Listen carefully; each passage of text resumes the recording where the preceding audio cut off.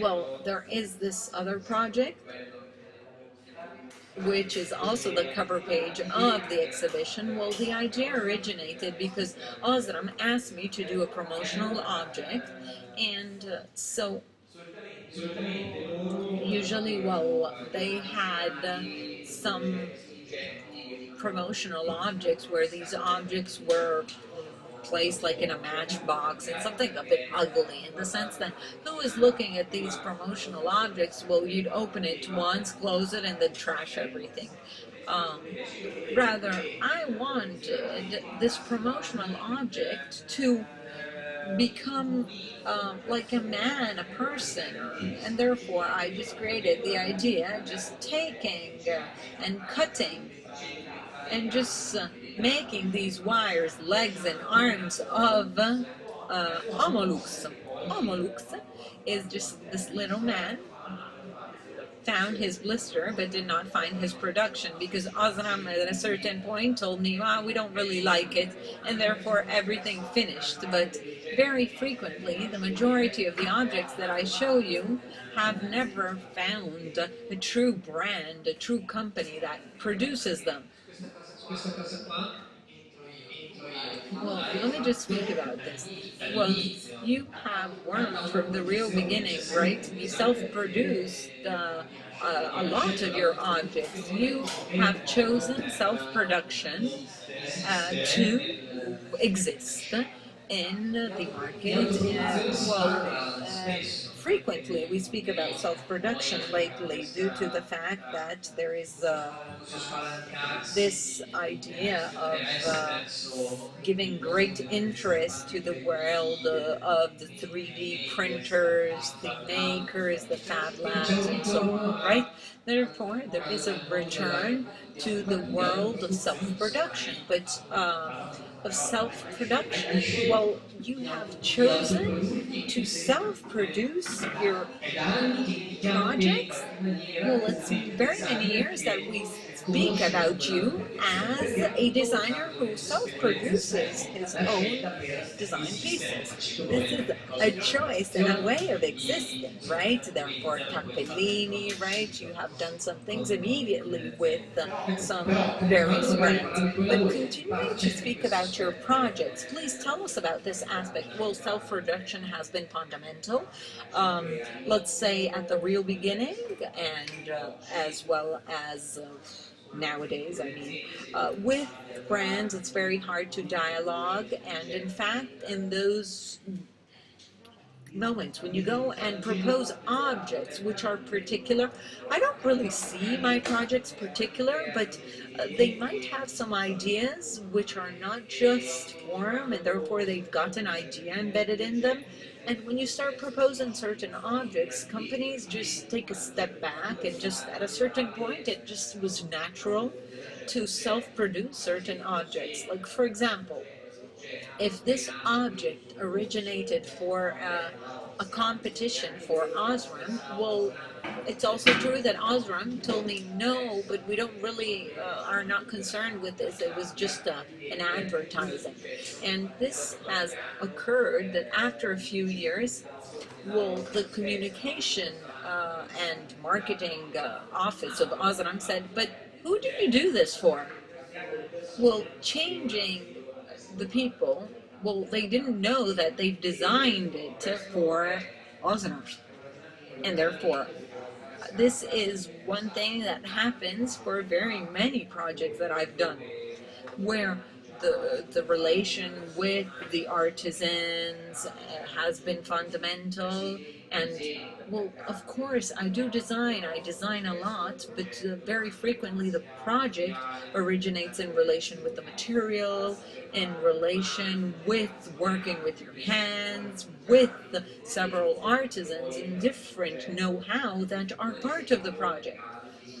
For example, with this chair, which has the seat padded with pieces of wood and like wood powder, and due to the fact that I worked with the district that made chair, and they did chairs made of wood. He wanted to use this leftover wood to participate to the competition. All these people did their chairs, and then the leftovers of their chair, he took it and did the padding for his own chair. And once again, a way of trying to showing certain materials with a different kind of ideas. Beside the chair, you might like it or not, but it's an idea at the base of this. Or they're tippy-toeing objects. Punta di piedi means tippy-toeing, and it's just like the display that I've done in Giovanna's Castiglioni studio. There is the sink, which is part of a collection of different taps, where they asked me to design a tap, and well, it was the first time, and I said, okay, let me just try, but I've never designed a tap. And they said, oh my God, well, very good. I mean, better. You come with totally different ideas, totally virgin according to a point of view of sinks and taps and everything. And this project tries to simplify. I don't really like this word, but it tries to take in consideration what is that those gestures that are involved while you use a tap. And especially, it tries to simplify it, generating the very simple, it's nothing else but a joystick that you move, that moves right or left, and like this you select the warm water, cold water, and the quantity of water as well. And therefore, behind this idea, there was, of course, an engineering and engineerization of this product, because of course you had to work on some aspects that had never been taken in consideration, like water which is too warm, and due to the fact that it's an industrial design product, well, I found myself working with several people at the technical offices and engineers, and I was basically the one who just had to indicate the direction of their work. That was pretty interesting, because in that way you realize on how, thanks to the other people's competences and know-how, you reach a better result. And it's evident that to create an object which is of this kind, you need very many people and different know-hows. And this is a thought that can be done both on an industrial product, but also on artisans' production. Very many times you go to an artisan, and he is the one who maybe can give you some information, some advice, and he said, oh, yeah, that's right, it's true. Rather, there are some artisans that you go there and they tell you, oh, no, you can't do that. I mean, it's impossible. Of course, you need to read the, like, in between the lines and try to understand to whom you can go. And yes, I mean, I heard this, oh no, it's impossible, so many times from artisans, and I will explain to you, oh no, architect, sorry, this cannot be done.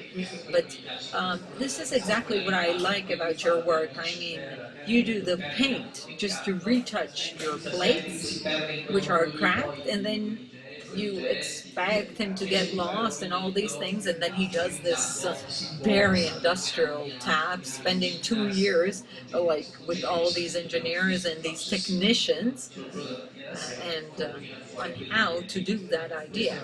And that's Lorenzo Damiani. Well, there I always say it was fundamental to go there with a maquette, because usually when I am called by a company, well, I say I go there with at least two proposals. Maybe I like this, and maybe I like the other. Of course, I need to like them both, because or else I won't show them. Because it happens very frequent that you cannot manage to do what they ask you. And in the case of the tap, I remember I had this idea, but I said, oh, well, I'll try to present this. He prepared all his rendering and everything. But I realized that, well, if I was showing them just the drawings, well, they'd say, oh, yeah, interesting, okay, but that's it. Rather, when at a certain point I show them a model, a maquette, well, they understood, they sort of lit up totally. I mean, uh, it was there with Scotch tape, and you could see it that it was not really well not done. Of course, I did not want a perfect tap there to show them. I want them to understand the gestures that could originate in this idea. And then when they started working with this and using it as a joystick, they said, huh, we can try this. And it all started from that, just to tell you how important it is to come and go to these meetings with a maquette. And not with all your super mega drawings of 3D and a lot of different reflections and perfect lights. This is rather, another company asked me to design a wardrobe with sliding doors, and well, I proposed this with several mechanisms. Well, I said, what can I do to design a new wardrobe? Because in the majority of the cases, I mean, when you design a wardrobe like this, well, in the long run, well, the project, the long run is designing the door of them, right? And the majority of these cases, well, is just giving just new aesthetics. But I was thinking, well, I'd like to manage to give it a functional valence as well, not only an aesthetic valence, and to see what happens in my house. Well, this idea originated. Well, I see that in my house, well, there are the doors of the wardrobe with some keys, and where I usually put the hanger, right, on them. And so I said, well, I created this to give the possibility to hang all the hangers, and therefore the door is like a very big and long hanger. And and this was the small little idea that had this wardrobe originated. And there are some stronger ideas and some projects that has just some small little ideas. I always think that the importance is that there's always a functional idea linked to this.